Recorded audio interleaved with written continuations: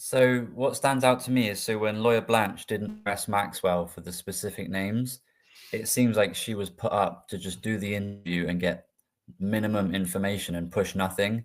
So it was just for PR.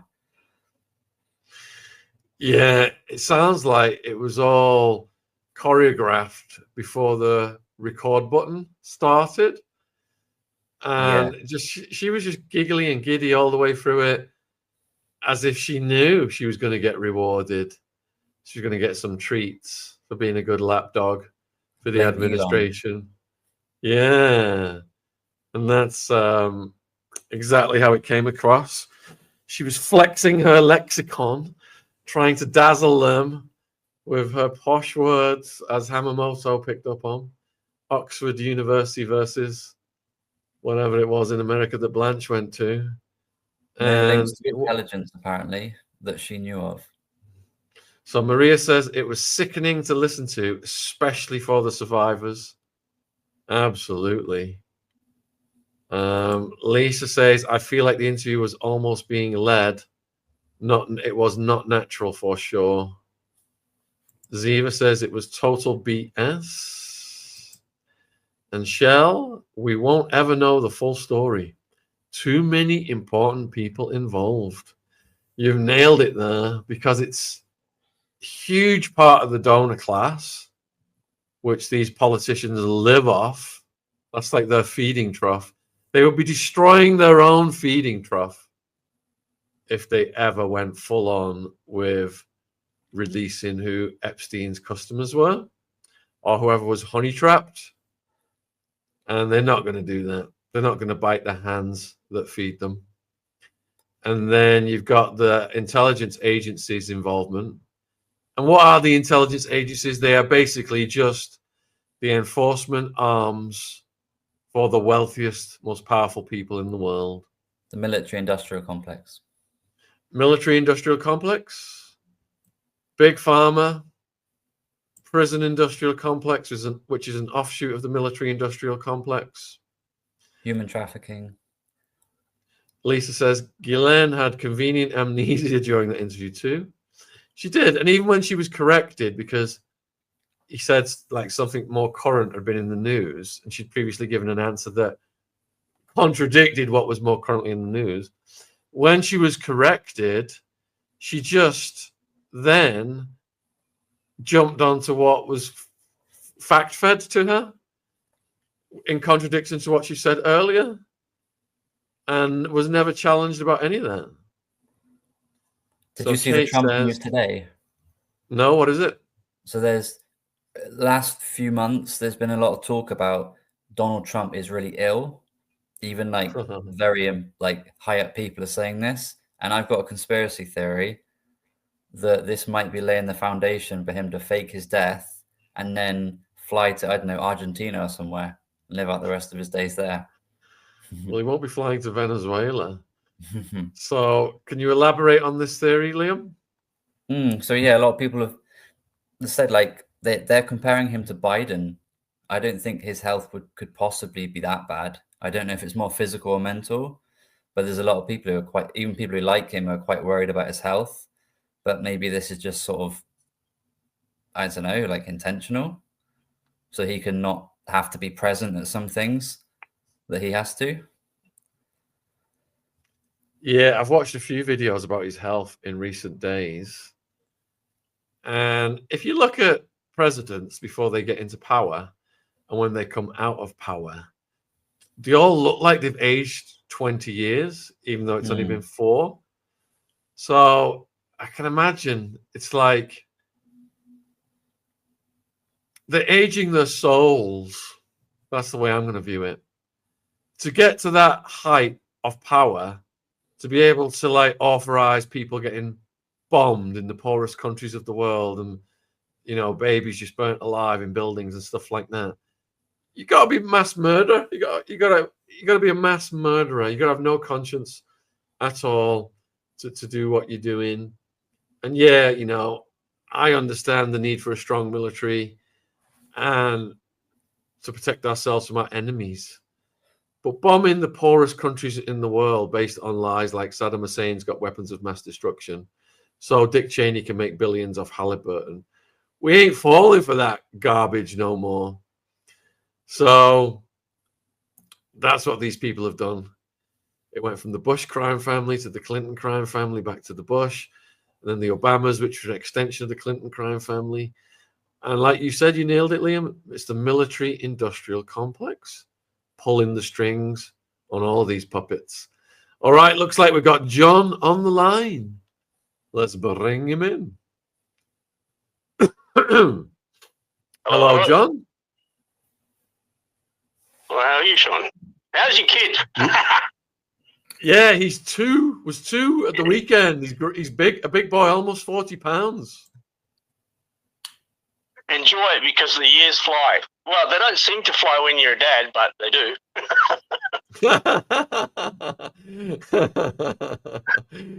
Yeah, 3 in the morning when he's doing headstands and forward rolls, time goes very slowly. Unbelievable. So, what's your opinion, John, on the ongoing story? Well, Wednesday's going to be a big day. You know, that'll be kind of interesting, but there is no chance. You know, I mean, the thing that people need to remember is there's a thing called, you may be aware of it, Sean. It's called the Jubilee plot. Have you heard of that? No, please expand on that. 100 years ago, 3 or 4 Irishmen turned up near Buckingham Palace when the Queen was going somewhere, I don't know, birthday actually, I think it was something like that. And they tried to blow her up. All right? This is historical fact. 100 years later, the government has announced that it was actually the government that did it to organise, I mean, you have to look it up on the internet, but what we're dealing with Epstein is heavy government involvement in things. It's just bluntly as simple as that. So people who got hurt, they're going to have to find a way to sort them out if they can. And at some point, you know, the government is going to have to, I don't know how they're going to do it, but there is no way that not for 100 years that they will ever disclose this whole story. Yeah, you've nailed it. Heavy government involvement. That is all encompassing right now. Yeah. Not just one government, but several. And not two, not just one government, but several. At minimum 3. Yeah, I agree with you. Yeah. Got the CIA and the Mossad up there quite high. Yeah. We've got Kieran wants to join us on the screen. Hey, Kieran, how's it going? I'm out. Oh, thanks, John. Take care. Hey, Kieran, how's it going, my friend? Hey, man, I had no idea I'd end up on your screen. It's such a surprise. Well, we appreciate you putting your face out there and letting the world know your thoughts on the Epstein Maxwell latest news. Yeah, I mean, I have so many things to say, but I have a feeling my mind is going to go blank right now. You know what I mean? Oh, well, don't feel pressure. Just take a deep breath, get your thoughts together.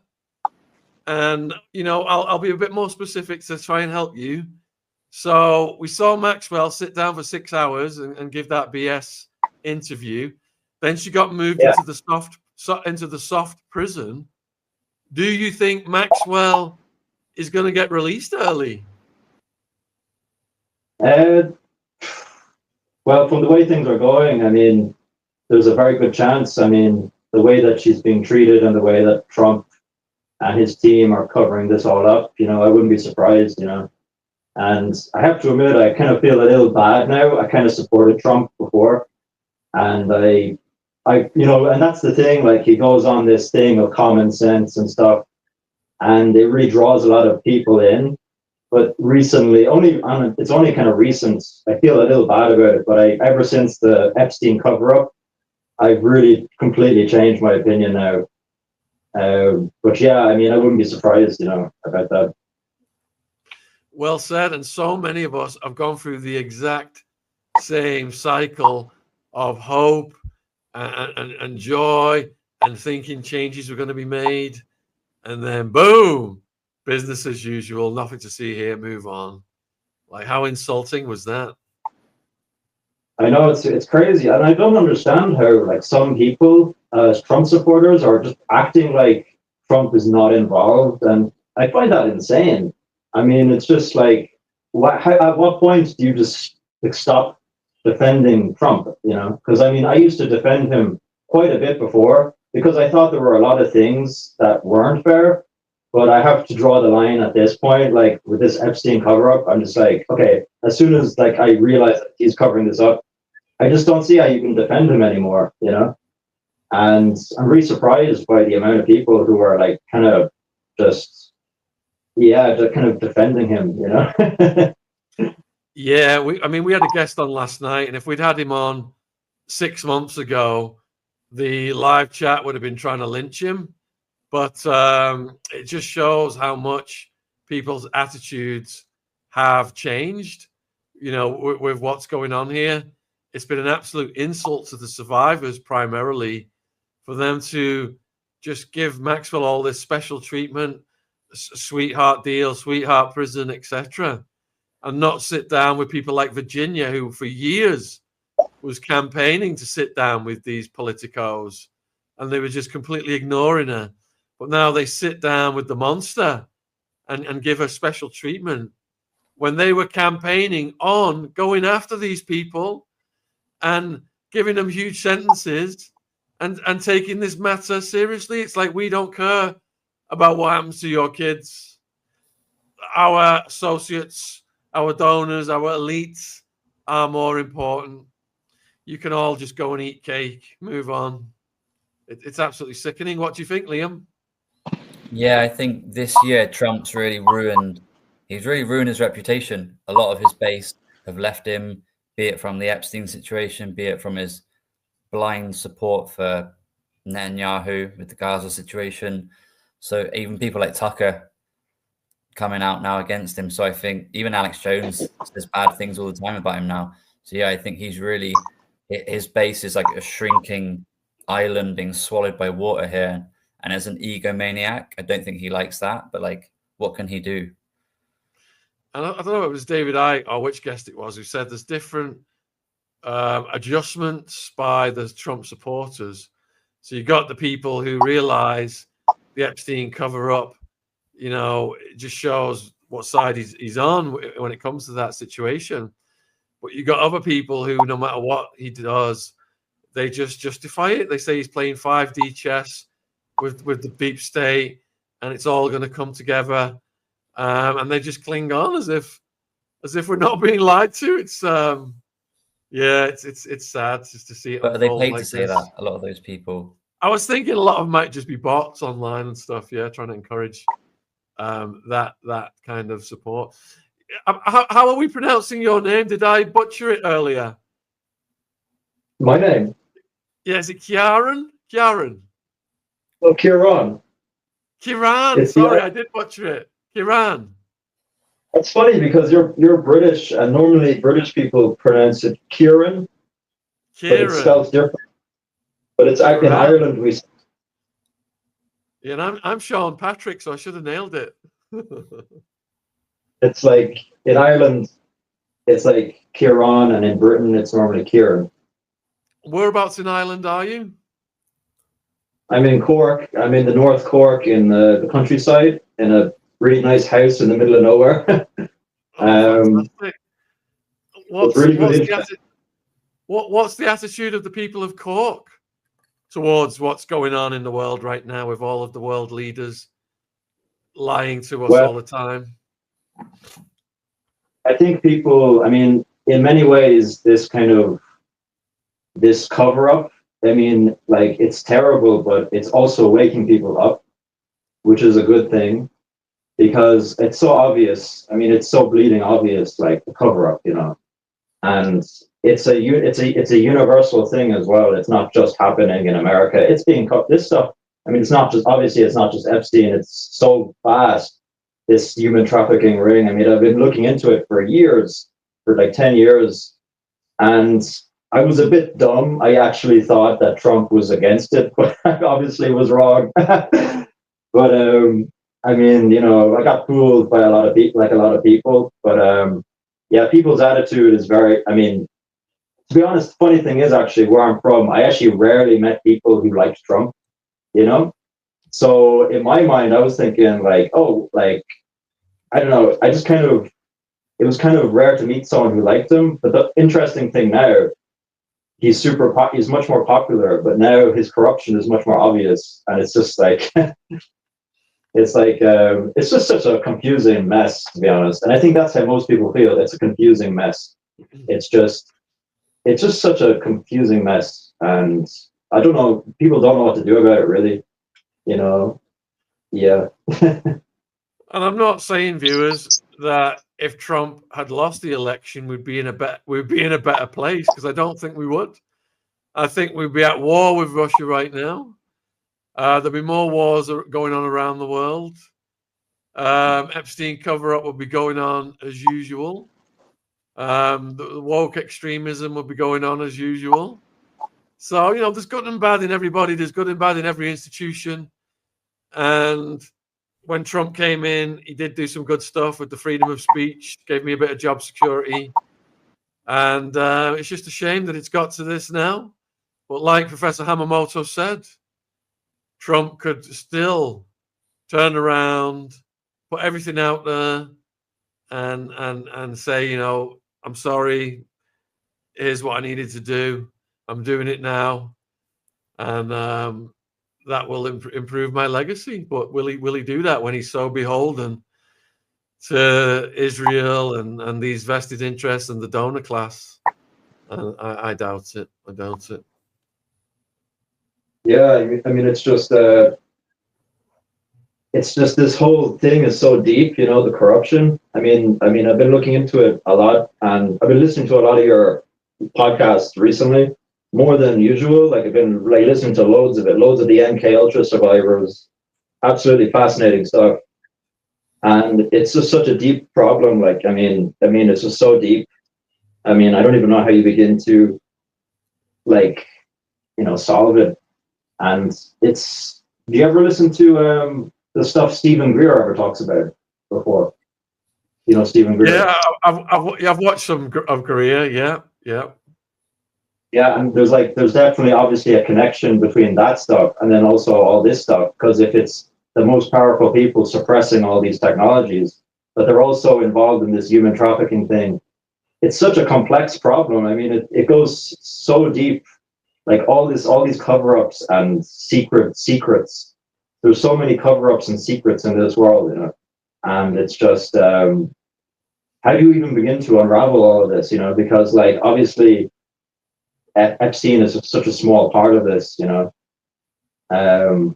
It's almost like a distraction in a way, but we still need to talk about it, though. And you touched on a good point about the suppression of technology, because I'm listening to a book right now about AI, and the author's going through the history of all of big technological developments. And all of the vested interests are going to get put out of business by these new technologies. So they cling on and pull all kinds of scams to try and suppress any new technology so they can make as much money as possible, you know, until this thing proliferates, which is usually the case with these cycles. And it's interesting. We had David Icahn, who was talking about AI dystopia. And he thinks that's where we're heading, to this big brother AI dystopia. Have you guys thought about that scenario? Yeah, so with the Trump admin, you have to talk about Peter Thiel, Palantir, JD Vance, because that's where we're going to be going in the next election. And so anybody talking about Trump doing 5D chess, like what do they think about Palantir gathering everyone's information and just feeding it to like the global governments? We're heading. I think David Icke's 100% right on this, and I don't think anyone can defend Trump on this. Yeah, and Starmer's got AI looking at everyone's bank accounts, expenses, and crypto trades. They're going back years and years looking at everybody's crypto trades here right now. They've jacked the tax rate up hugely. They've got the AI already pulled in 1.5 billion, and now they're putting it out on all of the masses. So we're going to have even more invasive scrutiny than ever before here in the UK. Yeah, I mean, it's AI. It's funny, actually. I didn't actually use AI up until very recently. I was avoiding it. I had no interest in using it, but recently I started using ChatGPT. Out of curiosity, actually, kind of almost a slight bit of loneliness because I live in the middle of nowhere, and it's been really fun. But you know, I have to say, I'm also very optimistic, even though there's so much darkness in the world, and I can really imagine why AI could be such a terrible thing. But I'm also very optimistic about things as well, and I feel like AI could be a great tool for fixing so many problems in the world, you know. And as much as there is this evil, there definitely is this evil force, like an evil thing in the world, you know. I still feel like there's a good chance that, you know, like AI could be used for good, you know. But it's hard to predict the future. They think there's going to be some huge advancements in the medical industry because of AI. So that's going to be interesting to see how that plays out. And viewers, put a 1 in the chat if you want us to get more guests on talking about AI, the possibilities, AI dystopia, whether AI is going to be good for society. Put a 2 in the chat if you couldn't give a hoot about AI. I think it's really going to affect all of our lives as much as the internet has affected all of our lives. We're using a lot of AI already. Say that again, Liam. Do you know about the Epstein link to AI? No, come on, let's have it. So one of Peter Thiel's companies, Epstein poured tens of millions of dollars into it last decade, and he was close to Peter Thiel, who obviously is close to the Trump admin, and Peter Thiel made JD Vance. Nobody knew JD Vance. He wasn't a politician. And then Peter Thiel just crafts him from nothing. And then you have all these people talking about JD Vance as the future of politics. Like, it's all fake. It's all like AstroTurf. So was that company Palantir, or was it a different one?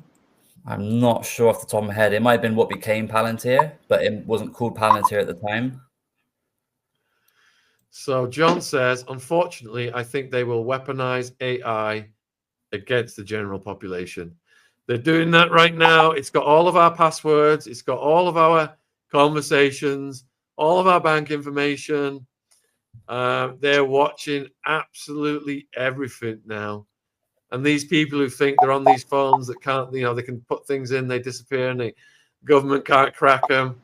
They are living in an absolute dream world. The government can get into everything. Yeah. Yeah, I mean, it's like, I mean, I don't even really believe in privacy anymore, that's for sure. Yeah, privacy is gone. We are definitely heading for the Orwellian Big Brother scenario that David Icke described. So Tashel says, I used to spend half my life lesson planning. Now I can do it in minutes. I know I just got approached by a company who are going to set up multiple YouTube channels of my videos. And there's going to be like a German channel, a French channel, etc., Spanish channel, and AI is going to be doing the whole thing. It's going to be, I'm going to be speaking, AI is going to have me speaking all these different languages. And they've already got it up and running for other people. So it looks like I'm probably going to sign up for that. Yeah. Right, viewers, if you've got any final questions, we're getting near the hour. Please get them into the chat now.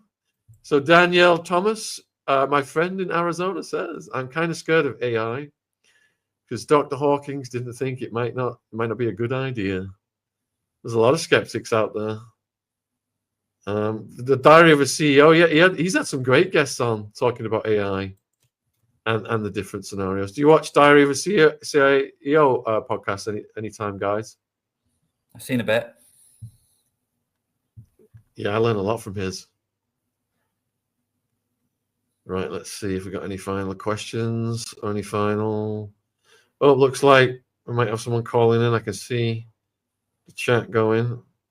Language conversation I told you about. Yeah. All right, we are going to leave it here then, folks, for now. Looks like we've covered all the news. We've had all our caller-inners. Any closing statements from you guys before we go?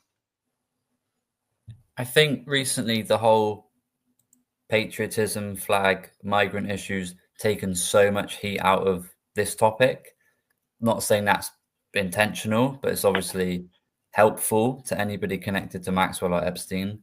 Yeah, you've got to look into these agitators on the streets trying to Facebook Live and cause trouble. Like maybe they're being put up to it.